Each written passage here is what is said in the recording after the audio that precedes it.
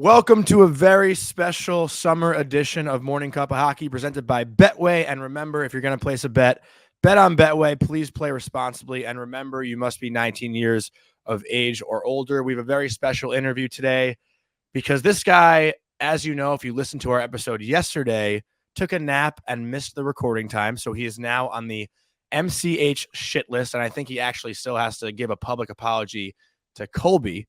But without further ado, I'm happy to welcome on my good friend, assistant captain of the San Jose Sharks, Mario Ferraro. Mario, what's going on? What's up, Laz? What, are you nervous now? First off, no, I'm not nervous, but I am very apologetic about yesterday. I'm super sorry. Colby, I'm sorry. I'm sorry to your fans. I know it was live, so this is me saying thank you for giving me a second chance here, but I'm very excited to be on your pod. Yeah, we really appreciate your time, but also fuck you for making us give more time. But no, you know I love you, and I have to give you shit.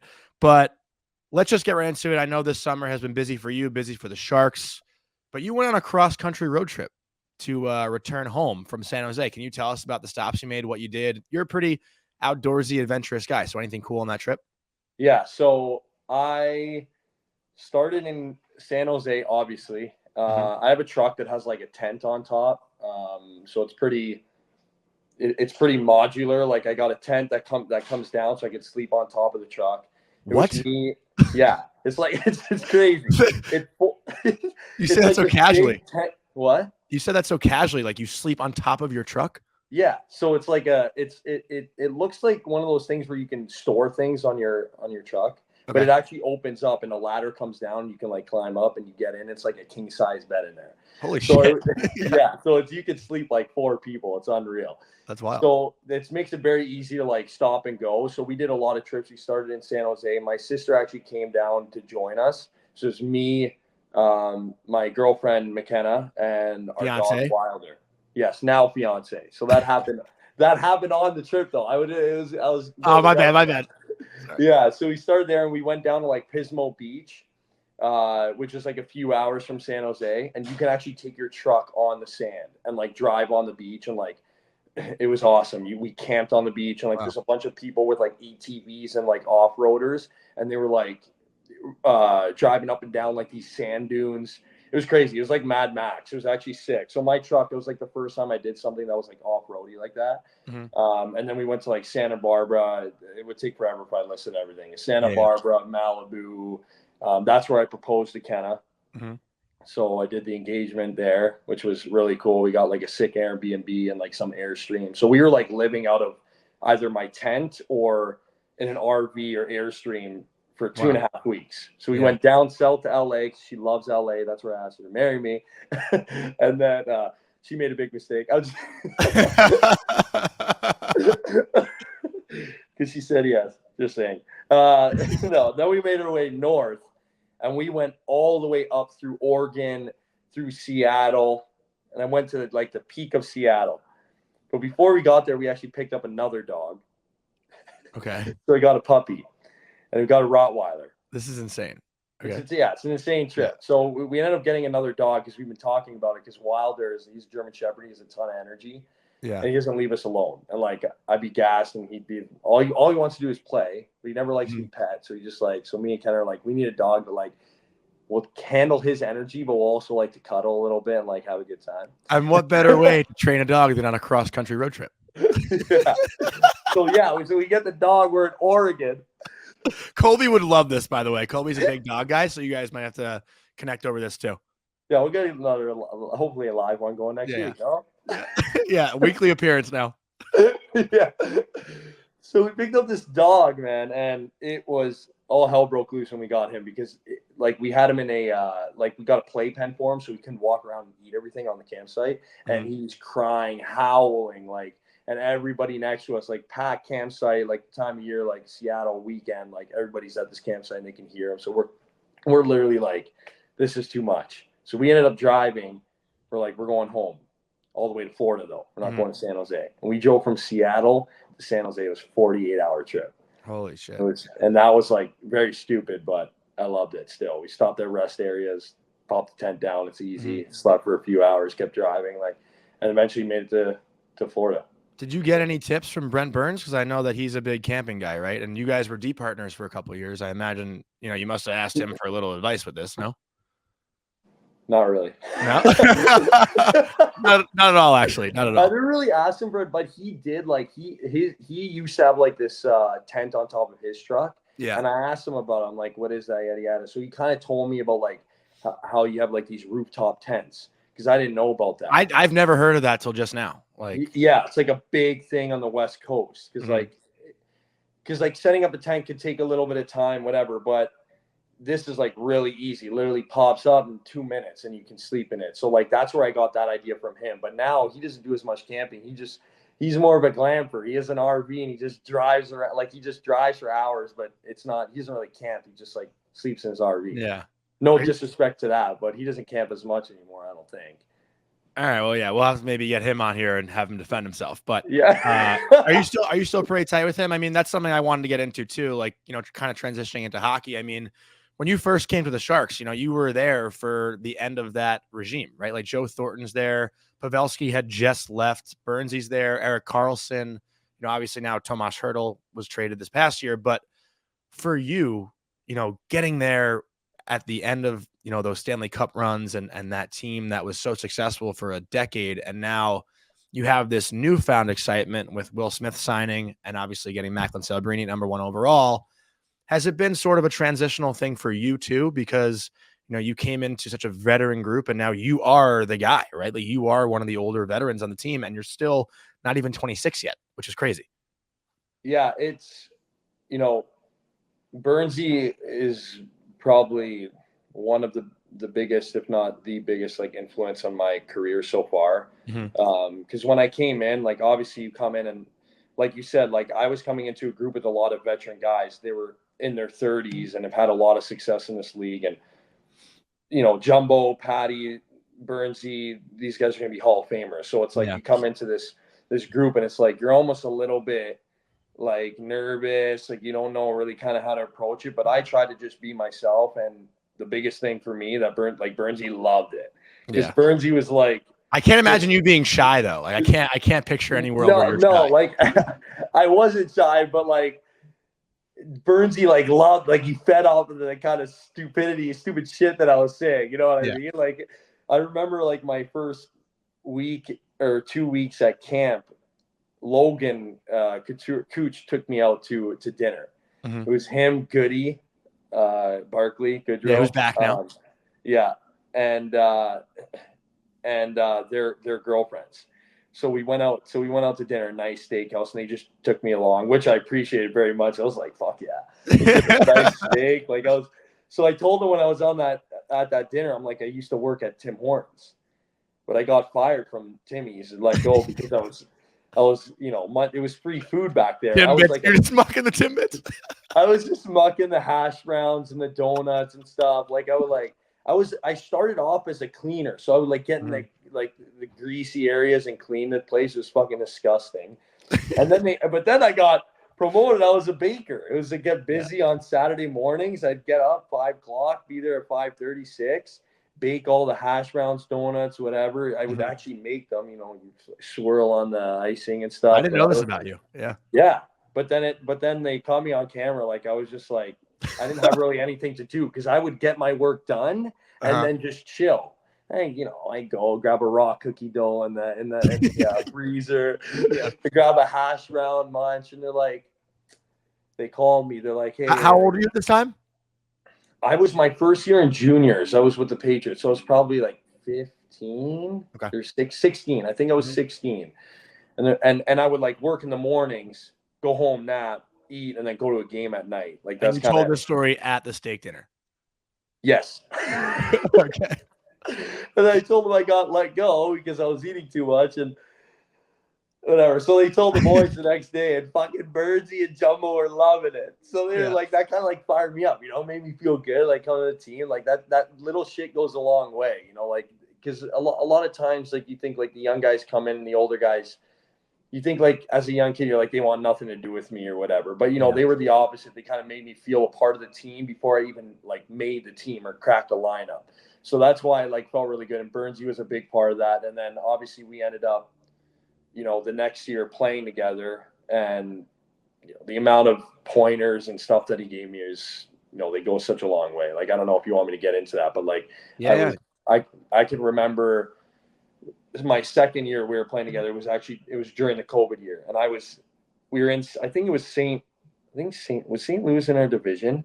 I have no idea. I can't remember, but we were whatever. It's a long shift that I was out there for, and I was exhausted. Like, we were heading in the D zone, which happened a lot last year too. So, yeah, it's been a trend like that for the last couple of years. So hopefully, now, like you said, we're going on the upswing. But I was in the D zone for so long. We were grinding it out, whatever, and I'm huffing and puffing on the bench. And like, I usually I got pretty, like, that's kind of part of my game is like to have pretty good stamina. But like, your at this stamina level, is probably one of the best I've ever seen of anybody. Thank you. Yeah, I'm not just saying that, like, I take pride in that. Yeah, like, I try, like, but I'm like, it's NHL. The coach is like, "You guys ready to go again when we get back to the bench?" Like, it's because we had such a long shift, and I'm like, "No, I need to breathe." I'm like, "No, I need a breather." Right? Like, I've actually, like, I don't think I've ever done that, but like, I don't want to go all like NHL ice. And Burnsy fucking lost it. Are you fucking kidding me? You fucking kidding me? You don't fucking need a breather. There's fucking, you're good. You're good. Don't fuck that shit. He's like, we go out there. We get out there. We play. It's the NHL. We get out there whenever we can. And I'm like, ever since he told me that, I'm like, you're so right. Like, not just like, because you got to trust in your ability to be out there, and like, you can huff and puff, you can breathe through it. Like, if they want you out there, it's because they need you out there. Like, you take that opportunity. Like, you don't pass up an opportunity to play in the NHL ever.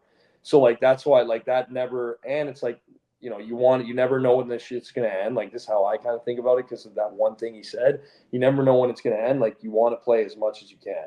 And so, like, that went such a long way for me. Like, instead of thinking like, oh, what if I make a mistake? What if I do this? Like, because I'm tired. It's like, no, like, Burnsy, like, when I thought I was like in good shape and I was like one of those guys, like, he came along and I'm like, fuck, like, this is someone I look up to that, has done a million times more than I have. And at the age that he is, and he's still buzzing it as he is. So like, he's incredible. And I still, like, I talk to him here and there. Like, I mean, since the end of the season, he's busy with his family and stuff like that.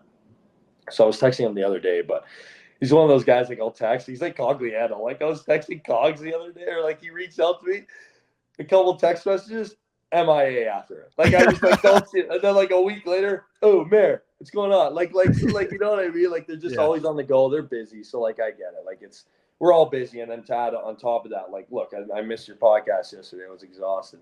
They got kids. Sorry, they got kids on top of that. Like, they got a lot going on. So yeah, but there's also like, okay, so here's why I love talking to you. There's so many different directions we can go, but I kind of want to go off that a little bit. That story you just told about Brent Burns. I mean, like, how many coaches and how many times have you heard, like, it's all mental, right? Like, when you're feeling physical pain, there are a lot of people, like, guys like me. I was like, no, coach, it's like a little physical. I'm pretty fucking tired here. Like, like, but the way that you power through, and that's something that, a mentality that you have, Marin. I wasn't sure if I wanted to bring this up, but I feel like it's so instrumental in just like how you are as a person and the way you've kind of developed into a hockey player. I remember, your freshman year, my sophomore year, you didn't make the World Junior team. And, again, I haven't really talked to you about this before. So I didn't know if it's good to bring up, but I feel like it's something that, has shaped you a little bit, because the younger Mario Ferraro I knew, like, you were a second round pick. I feel like the chip on your shoulder wasn't necessarily like there, just because, you've had so much success in your hockey career to that point. This was maybe the first thing that didn't really bounce your way. But again, I didn't know you so well when we first met in college. But I remember, like, I transferred probably a month later, 2 months later, but you came back to campus and you were like going into the gym at like 6 a.m. and then going to our team lift and then to practice and then doing video and then everything on top of that. Like, you are a machine. And, that's why I said, like, your stamina is something that you should be proud of. It's something that is very rare. But can you talk about, that year for you, and then the decision to actually leave college and go pro? Because I think there was also, that question of, is he ready, or could that third year be so big for him? Kind of through that, like, whole process, because it's rare to, see now the college kids really be patient. A lot of times they want to go, but I'd love to hear your perspective on that. I know it's a lot to throw at you. Yeah. Well, the thing is, like, my perspective kind of like, it kind of changed. It developed, like, when I went to the USHL from being in the OJHL here with the Patriots. I was with the Patriots for 2 years. I wanted to graduate high school. I could have gone to the USHL after my first year, but I wanted to graduate here instead of go there and go to high school in Iowa. So that second year, I was already committed. I actually committed to Western Michigan. And oh, wow.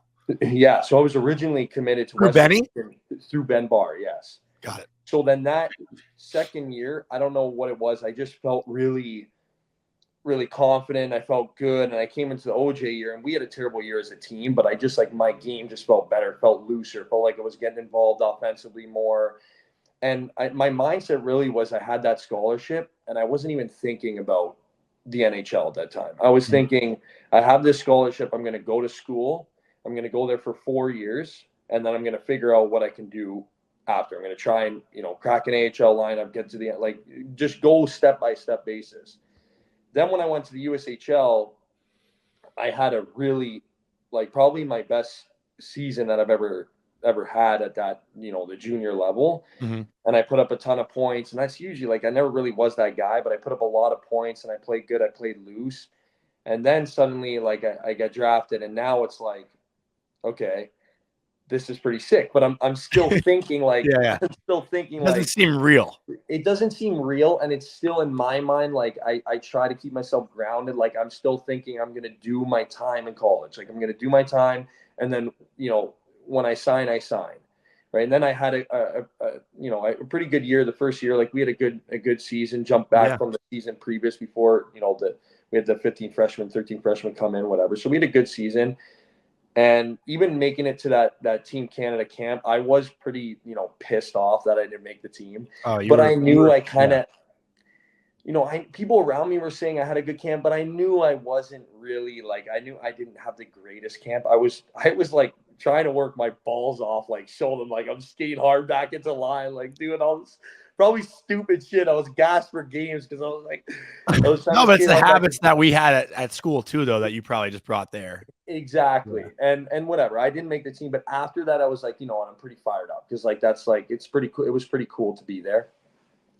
So I went through that, and then that's when I was like, hey, this is my second year in school. Now I see that, like, I could potentially sign here. I could, like, I was really, I don't know what it was. I honestly don't know how to pinpoint what it was, but I came into the year really motivated, like, really, really motivated to sign a contract. And whether it was after that year or the year after that, I don't know. So I, like you said, like, yeah, I came into the year, I was waking up. This is probably stupid as shit, but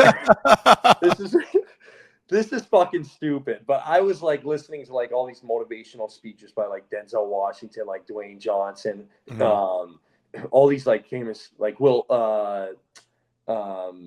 Smith, like, all these people, like, talking about their life and what they did, and, like, it's just like these with music in the background. They just fired me up. So I started one day, like, this was like during camp, when, like, our camp started with college, and I would wake up at, like, 5:30 in the morning, and I'd put this stuff in my ear, like these motivational speeches, and I would go for a 5K jog, and then I'd skip, and then I'd go back to my dorm, and I'd do 100 push-ups, 100 sit-ups, and 100 squats. And then I wanted to, like, bulk and get bigger too, because I know I wasn't really big enough. I wasn't fully filled out yet. So I would go to the dining hall right at 7:30, right at 7:30, right when it opened up. There's nobody in there, and I'd stock my plate with a bunch of food. Stock it, but I love the fucking dining hall. Dude. This guy mucks. You're a vacuum when it comes to food. I would garbage disposal. You had a panini an hour before we went for dinner in New York. What? You had a panini like an hour before we went for dinner in New York. It's amazing. I love food. Anyway, so I would eat a ton of food. Then I would go to the gym, and I'd work out at the community center with, like, I could have went to our own gym. I don't know why. Yeah. With all the frat guys. Yeah, frat guys. So I went to the gym, and then I would go to the rink after, and I would try to take, like, shots on net, whatever, because it would be early, like, before class. Like, I get to the gym at, like, 8 o'clock or whatever. I think my first class was at 10 or something. So some days it was like different schedule. And then after that, I go to class for two days or for 2 classes, a couple hours. And then I grab lunch again, go home.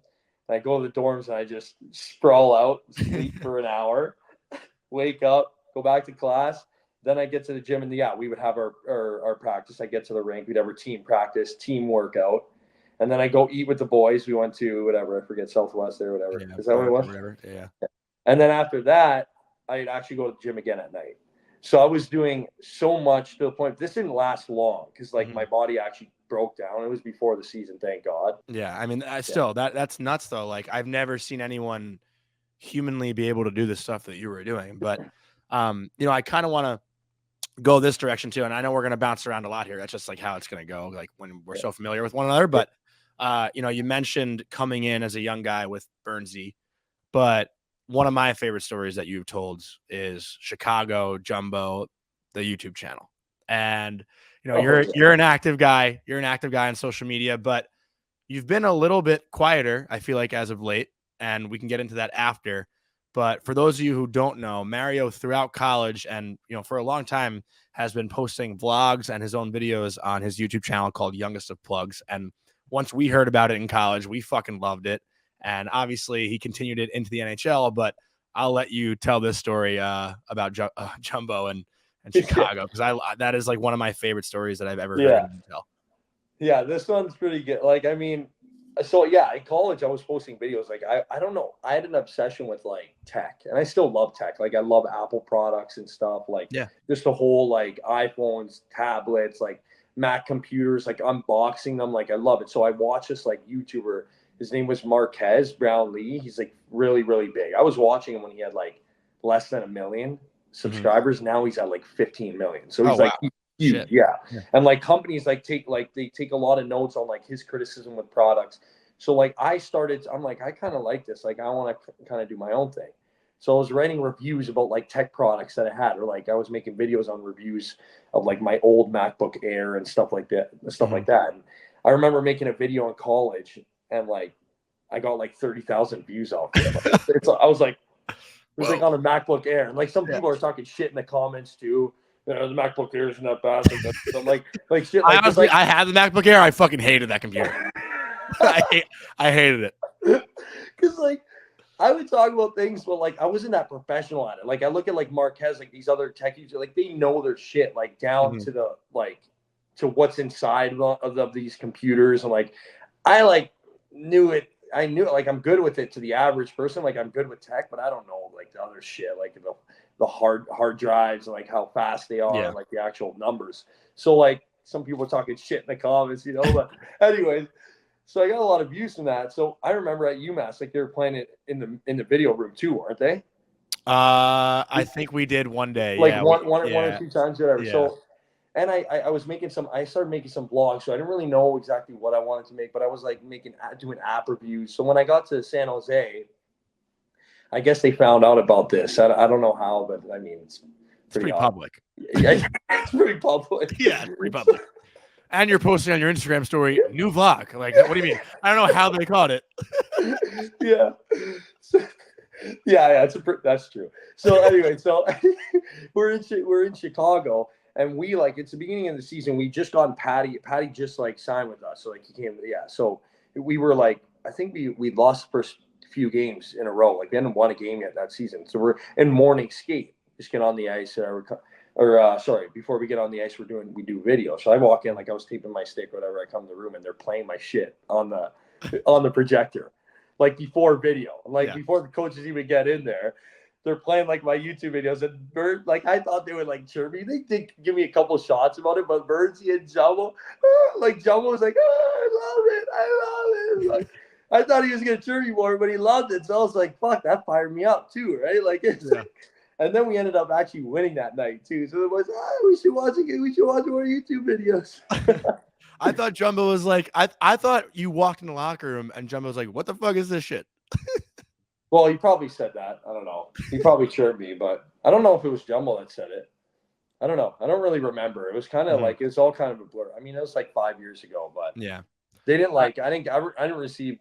I mean, there's a lot of shit that Jumbo said. What the fuck is this shit? But But yeah, no, that was pretty fun. I don't know. Well, okay, so that leads into, where the team has been the last couple years. And, I know we kind of talked about it. Like, when you're not winning games, people are way meaner online. Yeah. And, I know that's something that you kind of took a step back from.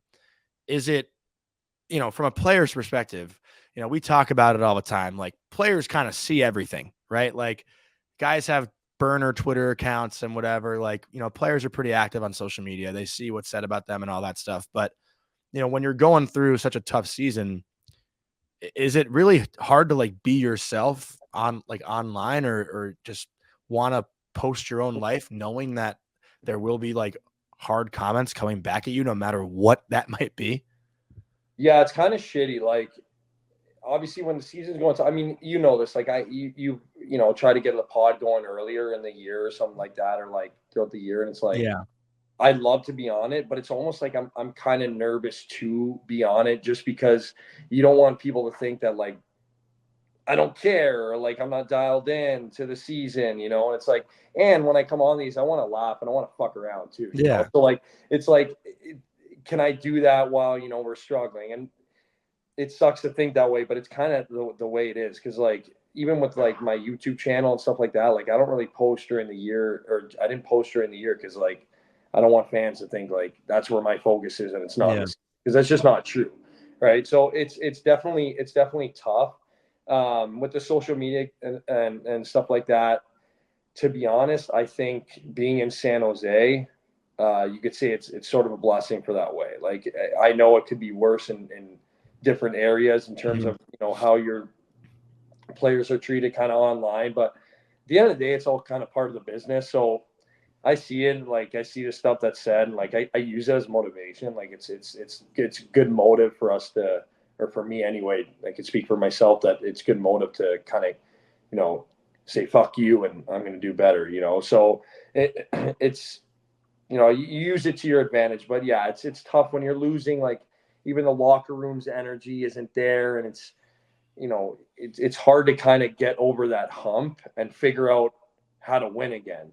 So I actually think that there maybe has been a lack of pressure on us the last couple of years, because maybe you could say that we kind of have an excuse, and that's something that we obviously, as athletes, we're never going to say that. Like, we can't have that mentality. Like, there's no excuse for losing, right? But now, with Celebrini coming in, which is awesome, and you said Will Smith coming in, right? Two young prospects that are going to be great players. It's maybe puts the pressure on us a little bit, and that added pressure feels good. We're athletes, like we're used to playing. Pressure is a privilege. Yeah, it's a privilege. Like, we're used to being in situations where it's like, fuck, can't fuck up here, and it's like maybe it dials you in a little more. So I am excited for this upcoming season to get another crack at it, because last year it was definitely tough. It was a tough season all around. Yeah. And, I know this is a tough one to bring up, but, you had the chance to win something last year and you kind of let it slip, the Mike Commodore green jacket. Are you pissed that you didn't win that? I was striping for greens. You jinxed it, because you sent me a text, 3 quarters into the season. I was real close to the lead. You're actually... For those who don't know, Mike Commodore posts like a fake Masters Photoshop with the plus minus leaders, but it's all minus in the NHL. And Mario was like, I think second, like pretty close to the end of the year. I was so close to the top. And then it does not feel good. And then I think you had a game where you had like a goal and an assist, and you text me like 1-1, baby, suck it, Kami. Yeah, I did. Suck it, Kami, for real. Those little every point, every plus counts. Every plus counts in those situations. Yeah. No, honestly, like, it was. You're in a situation where obviously we had a tough season. And it's like it's hard, because you have some guys on our team, like, I don't want to mention names, but they're hard on themselves with that kind of stuff. And it's like, dude, you play a lot. You're on a team that's struggling. There's a reason you play a lot. It's because you're one of our best players. You know what I mean? So like, that kind of, don't think about that shit. But at the same time, we're gonna fucking cheer you for it. You gotta have a little room. You have to have fun, man. You have to have fun. You have to. You're in the NHL. Yeah, You know? it's unreal. So, but speaking of Macklin and Will too, have you talked to them at all? Like, have you had any contact with them or met them or anything like that? I texted Will Smith a little bit because whatever, just to reach out to him and stuff. Yeah, he's cool. He's a cool kid. I interviewed him once or twice. Nice. Yeah, so he nice, bro. We're right, dude. Because he's obviously Leno's brother is really close, was like their best friend. So like I was just like reaching out and just say hi and stuff like that. But and then Celebrini, I haven't reached out to yet because I know like he just went through dev camp and he's got probably a million text messages coming in. So I'm just kind of trying to let it die down and then see how he's doing. But I'm happy that those guys are coming in. Like obviously Hobie Baker and then Hobie Baker. He led Will Smith led the country in points. Yeah. So like you got two guys at the top in the country in college. Like it's that it doesn't come around very often. So that's going to be it's going to be awesome to see them at camp. It's gonna be cool. Yeah, it's a pretty exciting time, honestly, in San Jose, it seems like. And, we had Ryan Warsofsky on our show. Colby's friends with him. I actually wasn't on that interview, but Colby did a great job talking to him. And I'm curious, kind of a two-parter. If you were surprised by David Quinn being fired, I think that was a surprise for a lot of people. And then, kind of the excitement that you have for Warsofsky stepping in and taking over that job. And if you've talked to him as well over the summer so far. Yeah, I mean, in terms of Quinny, I am a little bit, is a tough situation. Obviously that's never easy, but it is part of the business. He was, really good to me and a lot of the guys. And I could say as an individual, I learned a lot from Quinny. So, best of luck to him in Pitt. It's obviously that sucks, but in terms of Warsaw coming in as taking the head role, he was, from the last couple of years as him as a D coach. He was great. I know you said you weren't on the interview with him, but I'm sure from watching the interview with him, he's a very, very awesome guy. Him and Quinny both together and the rest of the coaching staff are all really good people, and that's the most important thing. And Warsaw is obviously one of those guys, and I have a good relationship with him. That was like the biggest thing for me. Obviously, that could change a little bit with him as a head guy now, right? Like there's different. It could change a bit, but at the end of the day, we're all on the same team, and he emphasizes that a lot. He did emphasize that a lot as a D coach. Like, we're on the same team. Listen, when I give you shit here about a play, or it's because I want to make you better. It's because I'm trying to maximize your potential, and like that's really good to hear. He cares about us as individuals improving, and I'm excited to see what he can do on as the head coach, because I know he had a lot of success in the coast and in the minors. So even Colby, I was texting with Colby yesterday to apologize for missing the pod. He mentioned Warsaw, and he said he's a good friend of his, and it kind of has the same stuff to say about him. So I'm pumped up. It's going to be an exciting year, and I think he's going to add a lot of value to our team.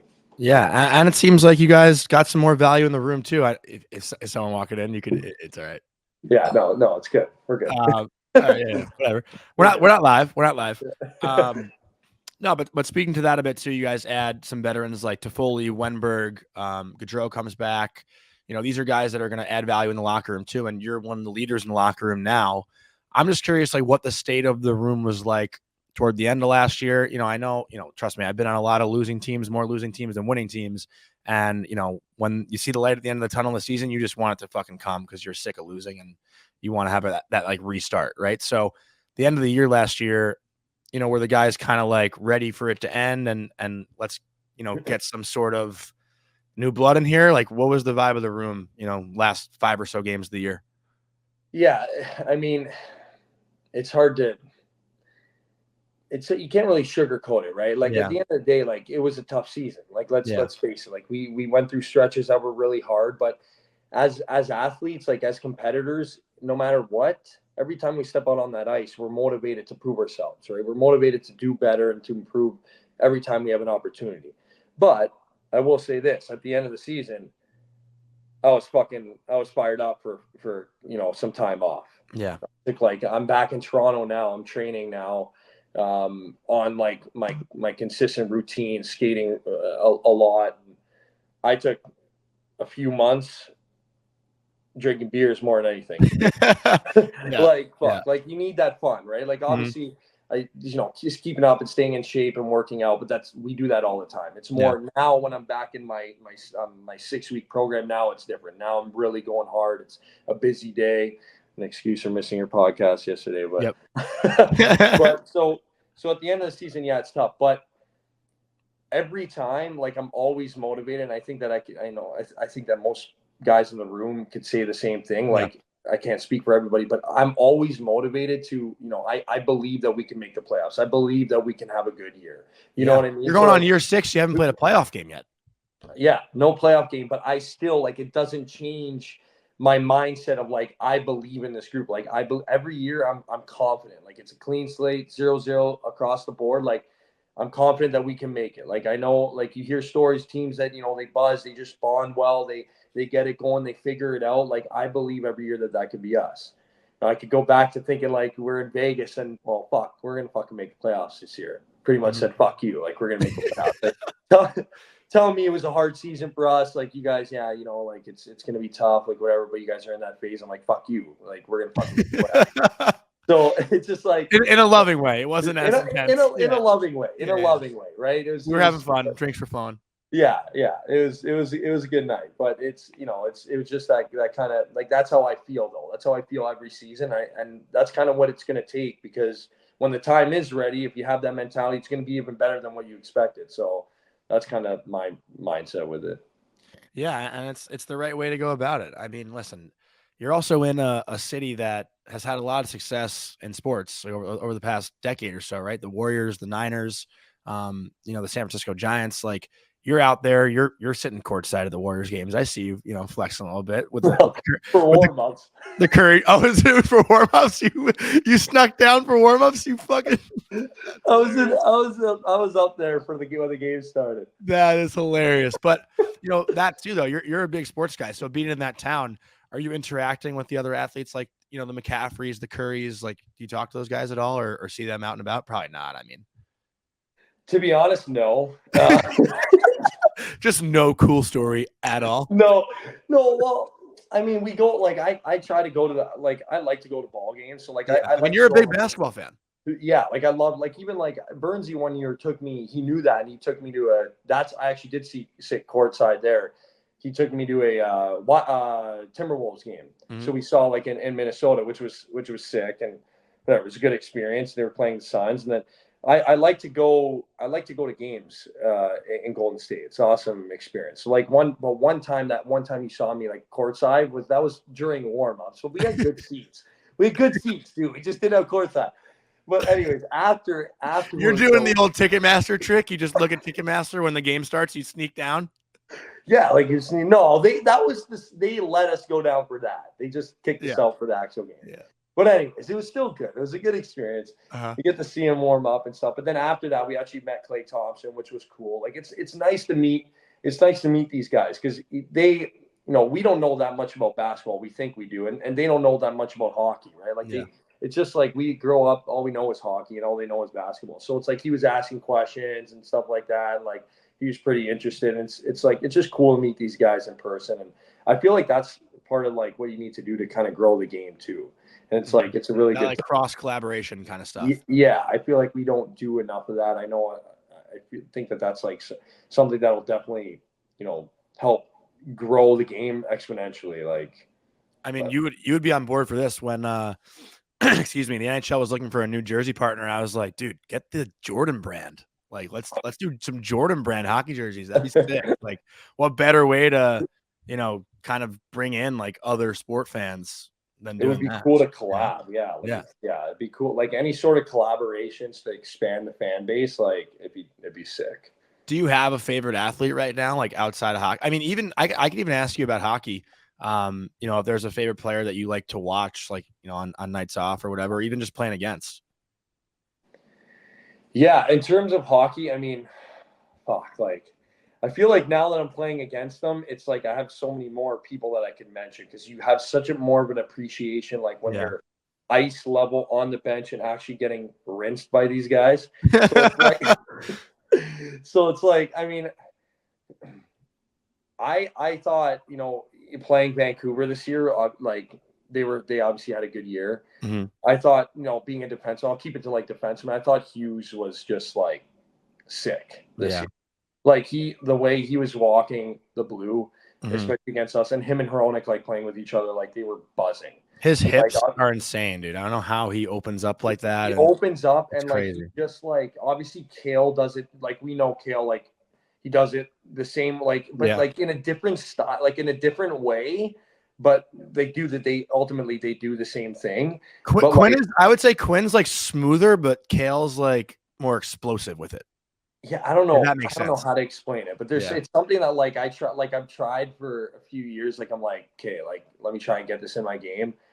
And now I'm just like, maybe let's just like, let me just stick to we'll keep it simple. Yeah. You know what I mean? So like, let's just keep it simple, like it's just pucks in that. Like, it's like Quinn will do like tight turns, but like really fast and keep his feet moving. Like he'll like be walking the blue, like tight turn. I'm like, oh, this guy's walking like crazy. Cruising on the blue. So yeah, like it's cool. I admire like the way he's been playing, like especially last year, like was pretty impressive. So that was cool to see. I mean, you told me too that you thought Jack was like one of the hardest players to defend, which I found super interesting. This past year or like the last couple of years, obviously he's been like really sick. Yeah, but he's got a lot of swagger to his game. Like he's fun to watch.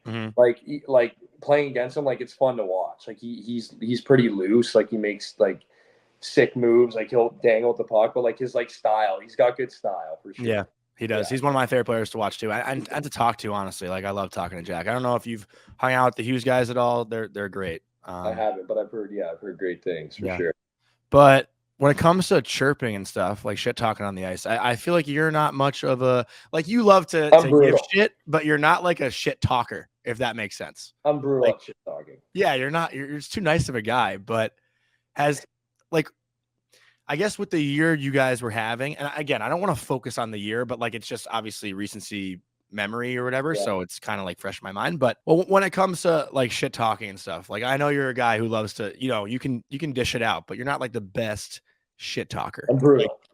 You're too nice of a guy. But have you gotten into it with anyone like around the league? Like I feel like no one would really play against you and like be like, "Fuck you, Ferraro, you fucking," like you're not that kind of guy, right? Like I feel like you're a buddy guy out there. I don't think I'm good enough to like be that kind of guy. Yes, no, I don't think I'm good enough for like guys like chirp me like that. I don't know. Like I just like not really, because I'm not good shit talker. I feel like when I shit talk people, like I'll just get too intense too fast. I go fuck you, and then they're like, "Oh, you're relaxed, dude." Like, and then they'll have stuff to say, and I'm so heated I can't even think of anything to say back. But not many, like nothing like that. No, I wouldn't say so. Not more. I feel like I can't really distinguish, them chirping for that reason, for maybe it being like a tough season for us versus if we were buzzing, even like we were having a good year. Like I don't think that would really make much of a difference. No. Well, you haven't dropped them yet, right? I haven't dropped what? You haven't dropped the gloves yet in your career, right? No, only in preseason. Oh, you did in preseason. Yeah. Who was that with? Doty. Who? Doty. He was with the Kings at the time, like their farm team. Okay. I don't know if I know him. I think it's the name's Jacob Doty. He's a bruiser. What happened there? Tough guy. Shouldn't have fought him for sure. How'd that start? He was like, he like hammered Eklund. Okay. And I went in there, whatever, and I dropped my gloves, and then he dropped his gloves, and I tried to throw a couple punches in there, and then he started to get a hold of me, threw a couple, but didn't really land, and then I fell over. He is like huge. Have you gotten close to doing it again, like in the regular season, or not part of your game? No, I mean I'd be willing to fight if it came down to like if it just like it just happens. Yeah. But I haven't just like, hey, let's go. Like I'm not like I haven't done that yet. But I think that'd be a cool addition to my game. If I could add that, right? Like if I'm not going to be a guy that's, you know, instead of opening up the hips, let's work on the fighting. Yeah. Well, like, I mean, I could say this about Jumbo. Like, a lot of times, like, one thing he would say, like, he'd tell me stories about, like we're struggling, the team's struggling, like, or if the guy's not playing well, he's having a shit night. He'd be like, hey, you're not fucking doing it. Drop the gloves, do something, get the energy going. Like do something to get us fucking going, you know? Like, and it's like, you may not always be that guy, but sometimes, like, if it's not your night or nothing's, you know, really going your way, that's something that you can kind of add to, you know, fire up the boys or get the team going, like get the crowd going. Like, so it's like little shit like that. Like it would be, you know, a good quality to add for sure. Yeah. But you also don't want to get knocked the fuck out and like be out for 2 months, you know, at the conky. Yeah, of course not. You gotta know what you're doing. And I wouldn't, like, you know, I wouldn't advise you to fight. It'd be cool to see it happen, though. That's all I'm saying. It'd be cool. But, you know, I do want to just thank you again for your time, Mayor, because we'll wrap it up here shortly. We've been going for quite a bit, but there are a couple of things I just still feel like I have to bring up with you. I mean, you know, if anyone knows Mario Ferraro, you're a family-oriented guy. You know, I went to go see you play in Buffalo, and I think you had like 30 people there. You know, which is maybe even more, honestly, which is awesome. So, you know, kind of rewinding it a bit, you know, we've talked about your junior career, college, like you come from a big Italian family. Did your parents or even older siblings like know much about the route that you have to take to play in the NHL? Like, cause there are a lot of, like, I didn't learn about college hockey and junior hockey until I was like 15. Like, I didn't know that existed. I didn't know much about it. Like, where your family has been on your journey, were they learning it along the way with you, or was it something that was like kind of pushed? You know, how is it with the upbringing? Yeah, so my dad, like, you know, being a Canadian, like you kind of know, like you get invested into it pretty quickly, like how the route goes to get to the NHL. And I think my dad had a pretty good idea on, you know, what that was. My mom and my sisters, not really, but I will say that my sisters were supporting me from the get-go. Like, um, my my mom my mom and dad, obviously, you know, putting me in hockey that's a privilege. You know, it's obviously not cheap, and it's it means a lot that they were able to do that for me. But even like my sister Selena, she's a couple years older than me. She was at my games when I was, you know, on the Toronto Marlies playing minor hockey. Like, she would come and watch and be there with my mom and dad and stuff like that. And then as I got older and I started to play juniors, then my family started to kind of figure out what route, you know, it was going to take, right? Like, because at that point I gotten drafted to Barrie in the 10th round, the OHL.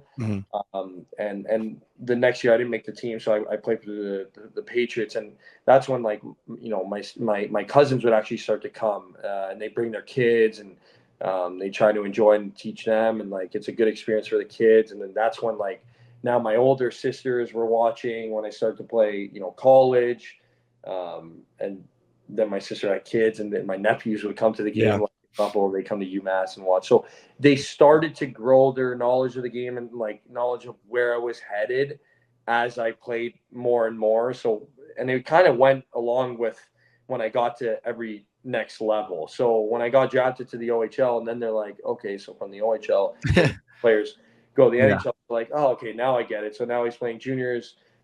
My dad would explain to him that there's either the OHL or the college route, and people were always confused with that. Why can't you go to OHL if you go to college? Like, they were always confused. Like, it was always like, I always had to explain that.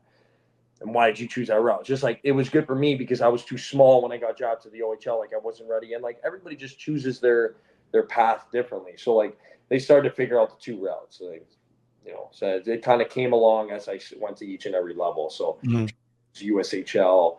And I think, like, when I moved away for the USHL, they're like, okay, now this is getting a little bit more serious. So like, now we're kind of understanding that, you know, from there he'll go to college and then maybe have an opportunity to sign with the Sharks. Especially when I got drafted, that was obviously, my whole family was at the draft. Now they're like, okay, now he's in the organization. Yeah. What does it take to get there now? A lot of people are like, oh, you're drafted, so when do you start playing?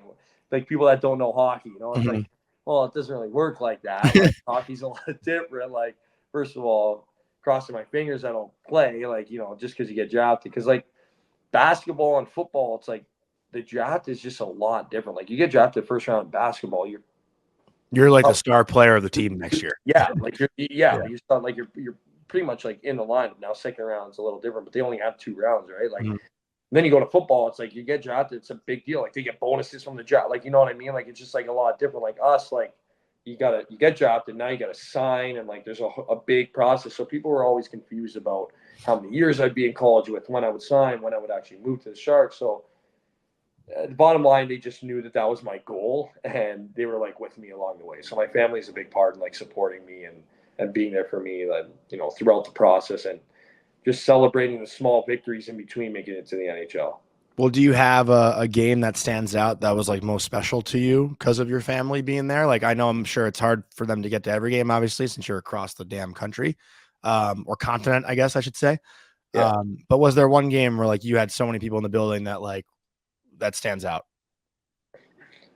Yeah, I think it's a hard question to answer, because I think like when I played my first game in the NHL, I was in Vegas, and I had a lot of family there, and it was very special. But to be honest, the more special ones for me are the ones where I wasn't at that level yet. Like were the ones where that, like when I was playing in the USHL in Des Moines, we had a trip. We drove 10 hours to get to Muskegon. My family, like a lot of my family, came up from King City to come watch me play, and like even like family friends. So my parents have like really close family friends. Like they joined them. My cousins came, and they watched me play against the USNTDP like under 17 team when I was in the USHL. I know we played the U18s as well, but we played the U17s too. And then they watched like games against Muskegon. Like that was like special for me, because I'm not at that NHL level yet. Like it's junior hockey. Like, well, they're not asking you for tickets yet. yeah, like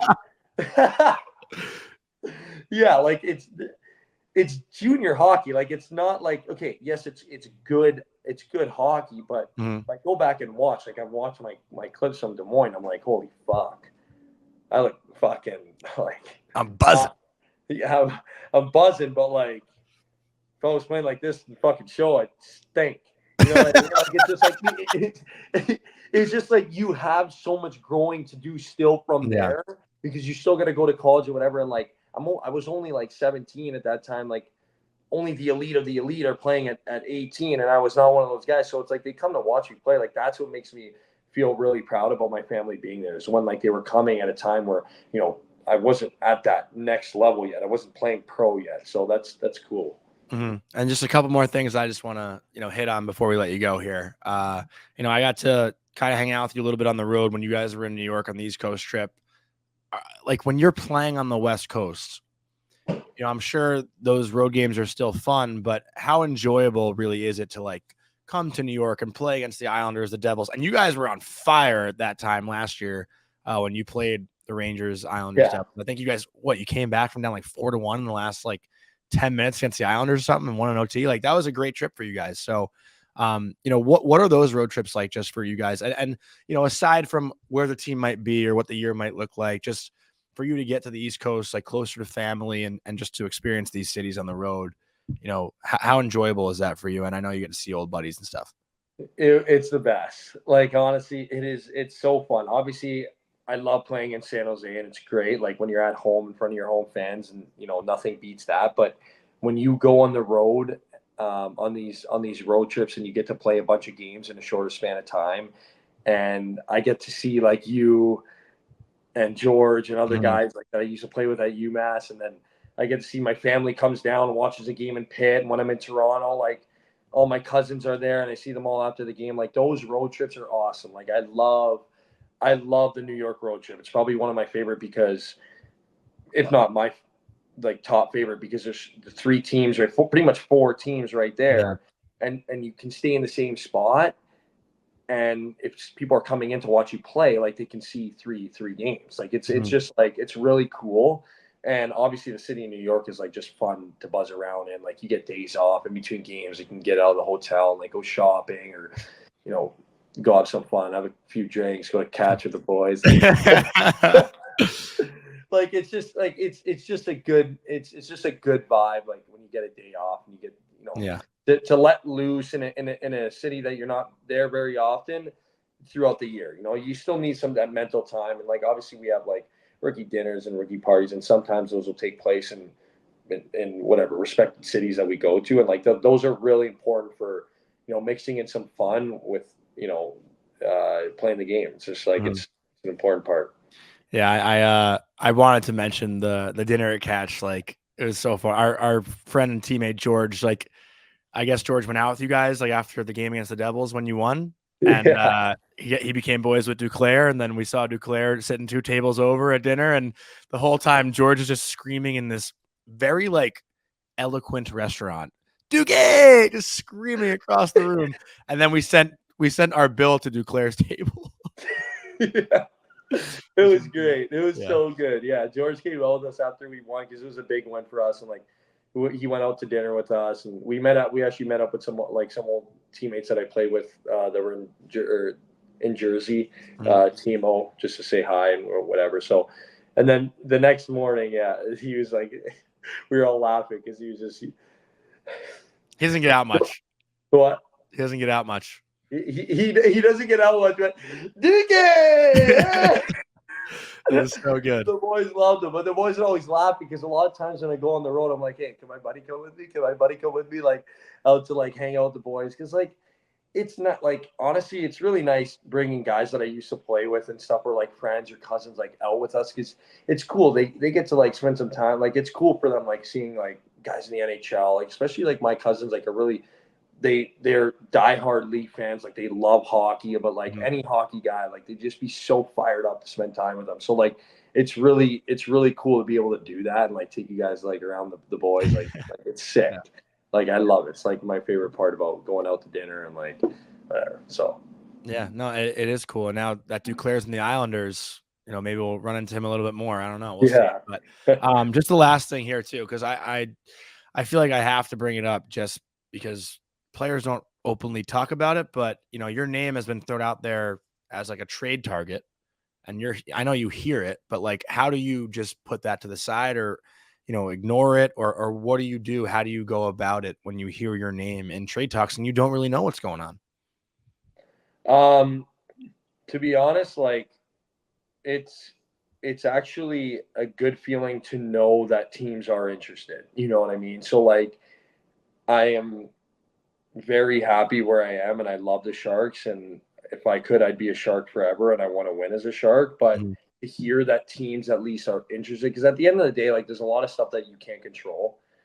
One day, if I get traded, I get traded. I can't control it. Like it's not up to me; it's up to the business people above and the organization. So, like, if I am at least, you know, getting interest from other teams, at least I'm doing something right. Like my game, I'm playing well, and people are, think that my game could benefit them, and that's like where I use it as motivation to continue to play well and continue to get better. So it's those things that, like, they're obviously hard to just block out. Like you're gonna see it, like I'm gonna see it, I'm gonna get asked questions in media. Like it is what it is. So instead of like just ignoring it, I just use it as motivation and think that it's like, it's a good thing.